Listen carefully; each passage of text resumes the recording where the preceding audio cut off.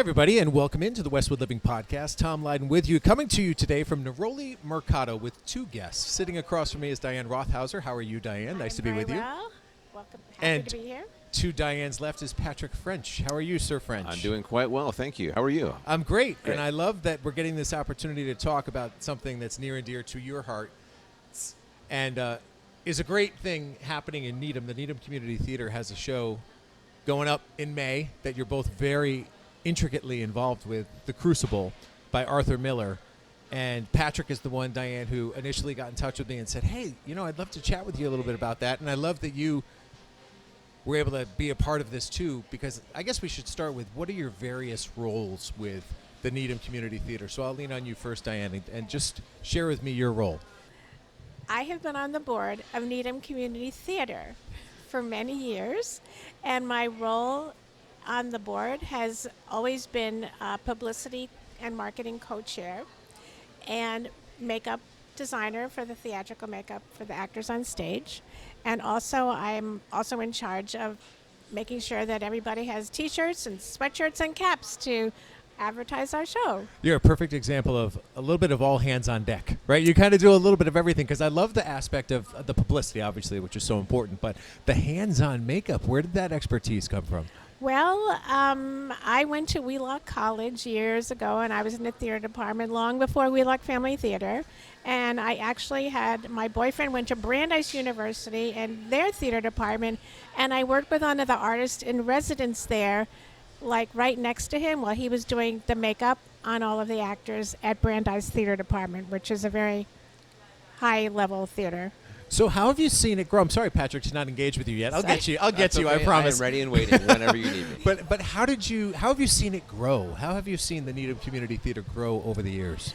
Well, we have had many shows that are very family-oriented, and we bring in tons and tons of children and families and wonderful on the stage and audiences. And on the stage, we have really developed a family kind of situation where maybe there's a dad and a mom on the stage with one of their kids, and then maybe one of the older kids is helping out with sound or lighting. And so it's a real family-oriented community theater.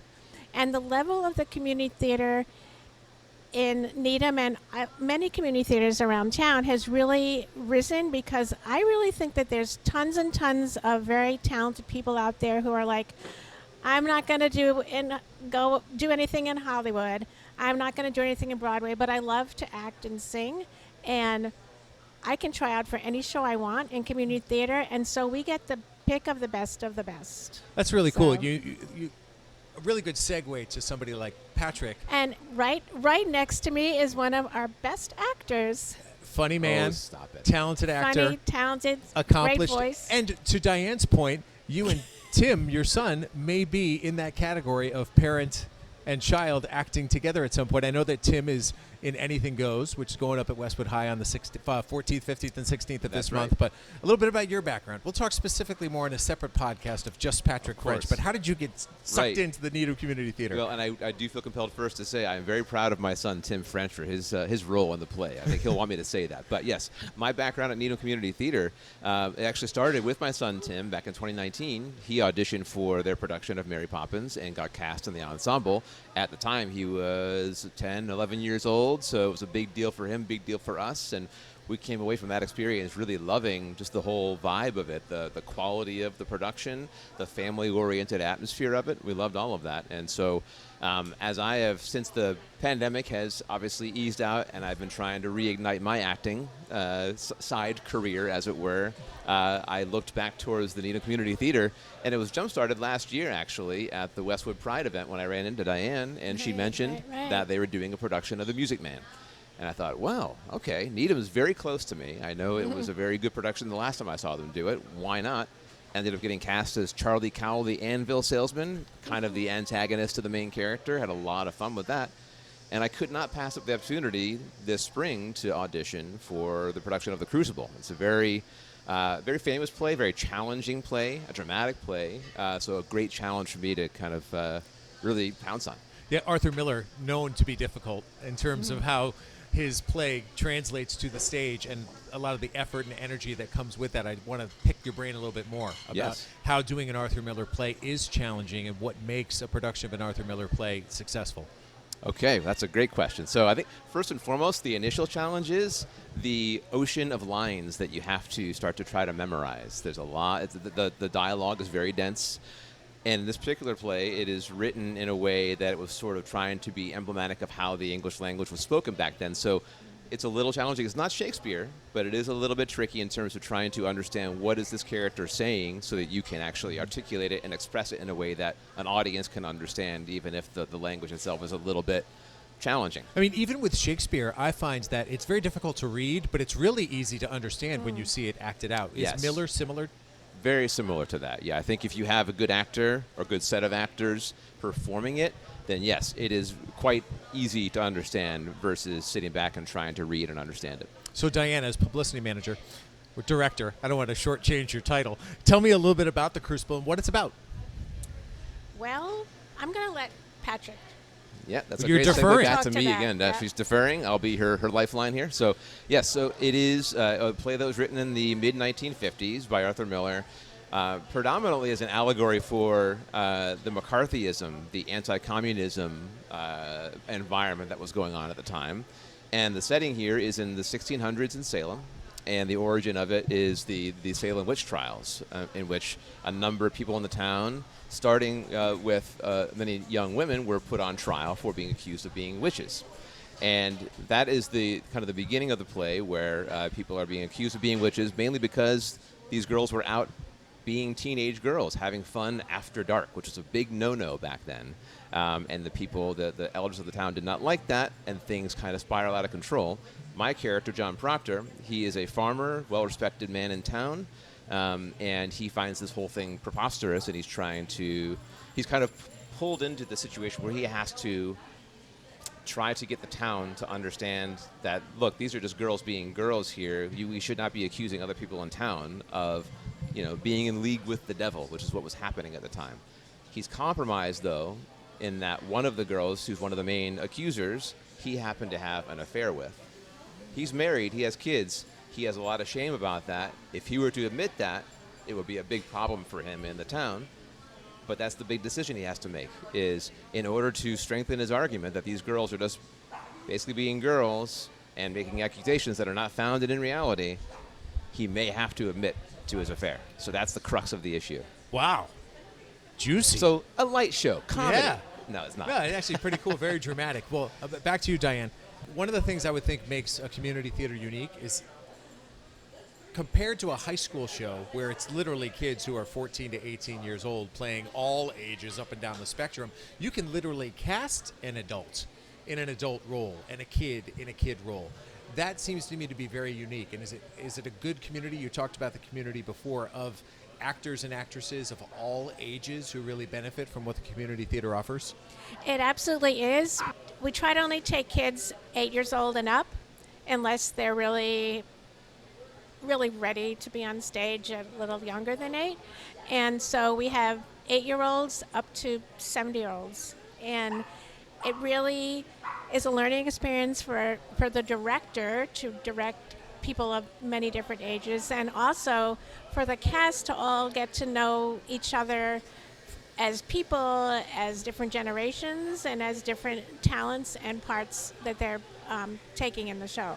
And Patrick, to a point that we'll discuss in another episode here, it's naturally going to lead to you in many ways teaching and working with younger actors and actresses and helping them out. I would have to guess, knowing what I know about you, that's incredibly rewarding. Extremely rewarding, especially when you can see the light bulb turn on for the kid that you're teaching, and exposing them to something new that they might not have known about or been exposed to before. You can see how much it builds confidence if they find that they really enjoy it and discover that they do have a skill through the reinforcement that they're getting from myself or whoever is teaching or directing them. So it's really very rewarding. Well, let's get to the nitty-gritty of it. And how do people learn more about the show? How do they get tickets to the show? What should they expect in terms of that process? So what we do is we have the dates of our show and our flyer on many different forms of social media. We also do paper flyers all around Needham, and when we have Westwood residents in the show, we put them around Westwood too. And basically, we try to advertise in the different schools, so that not as much for the elementary schools for this show. Obviously, this is a pretty heavy show, but we try to get high school kids to come. We also try to find out what the high schools or elementary schools, what kind of books they're learning about and reading. So last year we did Ramona Quimby, and a lot of kids in school were reading Ramona Quimby, and we had the Blue Bunny bookstore from Dedham come over and set up a table in our lobby with all the Ramona Quimby books and other books from the bookstore. And so we ask the actors to take part in our publicity, because we feel we're all a family and everybody is responsible for pulling people in. And the best audience you have is the audience that comes in to see their family and friends. And then we do interviews like this. We do interviews with Hometown Weekly and Needham Channel and various other news sites in the area. Well, I think it's great. And Patrick, some of the nitty-gritty details. It's May 10th to 19th. Are you literally up every night? Is it every single night, May 10th to 19th? What does that mean? That would be probably Yeah, way that's too a lot, intense. right? Yeah, Seriously. it's a lot of drama for a full week. Yeah, no, so it's going to be May 10th and 11th. Got it. And then we're off for a few days, and we pick things back up the following weekend. So that's the 17th through the 19th. Right. Awesome. Is there a website people can go to get tickets? Yes, it's www.needhamtheatre.org. I did want to say one thing about the director, Marianne Finney. I've gone to one or two rehearsals, and Patrick can talk more about this than I can because he's obviously in the show, but I was really impressed that she does very up close and personal directing with the cast, and she also does it with a sense of humor. And I mentioned to her after rehearsal one night, I'm like, I just love how you're doing this. You're making it, you're just laughing and you're getting the actors to laugh. And she said, this is such a heavy show. If we didn't do that, we'd all be bawling our eyes out all the time. So That's a great point. Even though the subject matter is very heavy, the actual process of creating it is a lot of fun and very light. Well, I wish you nothing but success. I hope you get a lot of fannies in the seats between May 10th and 19th at the Needham Community Theatre. You're obviously going to see Diane when you walk into the lobby, and you'll see Patrick. Will we recognize you? Oh, of course. We'll recognize you. The costume will. isn't too No, crazy. Not too crazy. You should recognize me, hopefully. Good stuff. Two of Westwood's finest, Patrick French, Diane Rothauser, right here on the Westwood Living Podcast Network, coming to you from Neroli Mercato. The very next episode, I'm going to break it down here with Patrick and have you learn a little bit more about him, because he's got a very fascinating background and he's doing some great things for our community. So thanks again for listening, and we'll touch base with you soon.